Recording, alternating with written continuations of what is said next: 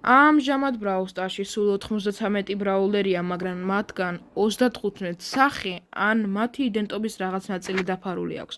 ამიტომ დღეს ჩვენ გადავხედავთ მათგან 10, რომელთაც უკვე სახე გამომჟღავნებული აქვთ. მოგესალმებით, მე გუგა ვარ და დღეს ჩემ ვიდეოს უყურებთ.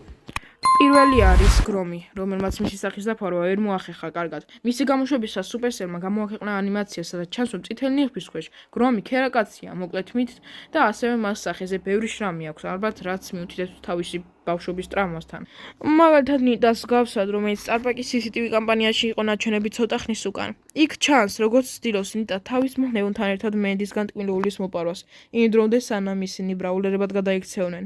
იმ ჩანაწერებში ნათლად ჩანს ნიტას სახე ორი ნაწნავით, დიდი თვალებით და პირში ღიმილით. იმავე ჩანაწერში ჩანს ლეონიც, რომლის სახეც ძალიან ჰგავს ნიტას, უბრალოდ უფრო მოკლე და სწორი თმით. კიდევ ერთი ბრაულერი, რომელიც იმავე სტარბაკის CCTV-ის დროს გამოჩნდა, არის პოკო. მას ჩვეულებრივ არც ნიღაბი აქვს და არც არაფერი სახის დასაფარად, მაგრამ მაინც შეგვიძლია ვნახოთ, როგორ გამოიყურებოდა მაშინ, როცა ის ჯერ კიდევ ცოცხალი იყო. ყავისფერი კანით, დიდი თვალებით და საშუალო სიგრძის თმით, რაც ცოტათი ფილმ კოკოს გმირსაც კი წააგავს ჩემთვის. თქვენ რას ფიქრობთ, დაწერეთ კომენტარებში. ახლა კი, ოდესმე გიფიქრია, როგორ გამოიყურება დაინამაიკი მისი დიდი გრძელი წვერის გარეშე? ამას კი ეხა გავარკვეთ. Brawl Stars-ის Twitter-ის წყალობით მაინც ვნახეთ და შედეგი საკმაოდ უსწრაფო და სასიამოვნოა. თქვენ რას ფიქრობთ? თუმცა ეს მაინც არ არის ისეთი შემაძრწუნებელი, როგორც დოუჯია, რომელიც უბრალოდ თვალებს მალავს ქუდით. ბევრ მოთამაშეს გონია, რომ მის სახეზე არსებული ორი პატარა ხვრელი მისი თვალებია, მაგრამ თუ კარგად დააკვირდებით მისი ტირილი სპინის დროს, დაინახავთ ცრემლს, რომელიც ქუდის ქვემოდან გამოდის. ეს ამტკიცებს, რომ ეს ხვრელები სინამდვილეში მისი ნესტოებია და არა თვალები.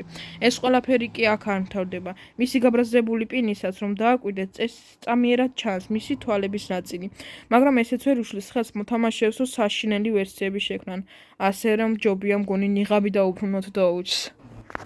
კიდევ ორი ბრაულერი, ვინც ნაწილობრივ ფარავს სახეს, არიან ჯანეტი და ბონი. ორივე ჩაფხუტი ახურავს, რაც თავიანთ სახეს ფარავს. ბონი პირველად მისი ტრეილერის დროს გამოჩნდა ჩაფხუტის გარეშე, როცა მას ჩაფხუტის გაკეთება დაავიწყდა და ჯანეტმა უნდა გადაარჩინოს ფრენით. სწორედ ამ სცენის წყალობით ხედავთ, რომ ბონის აქვს მოკლე, ღია ვარდისფერი თმა. რაც შეეხება ჯანეტს, მას ჩაფხუტის გარეშე Brawl Stars-ის ოფიციალურმა გვერდმა გამოაქვეყნა თუ როგორია ფოტო Spicy Hot Brawl Show-დან, სადაც მას სხვა გზა არ ჰქონდა და ჩაფხუტი მოეხსნა. ამ დროს კი ჩვენ ხედავთ, რომ ისიც, როგორც მისი და ვარდისფერი თმით არის. ასევე ერთი ფაქტი, ჯანეტ და ბონი დები არიან, ვინც არ იცოდით. და ბოლოს მივადექით ჩვენს ერთ-ერთ უძველეს ბრაულერს, El Primos. ყველას აინტერესებს, როგორი არის El Primo და რა იმალება მისი ნიღბის უკან. ჩვენ კი შეგვიძლია მისი სახის ნახვა Brawl Stars-ის ოფიციალურ ვებსაიტზე, რაც ბევრ ადამიანში ფოთვას იწვევს, რადგან არავინ წარმოიდგენდა, რომ მისი სახე აი ესე გამოიყურებოდა. თქვენც ნახეთ. და აი მეგობრებო, ამ ყველაფრის შემდეგ დადგა დრო, რომ გაგითამაშოთ სკინი, რადგან მე შეგვირდით, რომ წინა ვიდეოში თუ იქნებოდა აქტიურობა, გაგითამაშებდით სკინს, რადგან მე ვარ კონტენტ კრეატორი, ოღონდ YouTube-ზე არა, სხვა პლატფორმებზე. ხო და გვაპირებ გაგითამაშოთ ეს Tengu Mike-ის 5X სკინი. იმიტომ რომ 5 მოგცა ჩვენ კრეატორებს Supercell-მა. ამიტომ წესები ძალიან მარტივია. მე გამოიწოდოთ ჩემი არხი და დალაიქოთ ეს ვიდეო. ამიტომ ყველას წარმატებები, გამარჯვებული გამოვლინდება რენდომად. ამიტომ ვისურვებ წარმატებას და ადევნეთ ჩემს არხს თვალი, რადგან შეიძლება ის იყოს თქვენ გამარჯვებული. ამის შემდეგ კი მე გაითამაშებთ Brawl Pass, ოღონდ მას უნდა ძალიან ბევრი ლექსირი და ვნახოთ. აბა ნახოთ, როგორ უმალობ რომ მიყურეთ.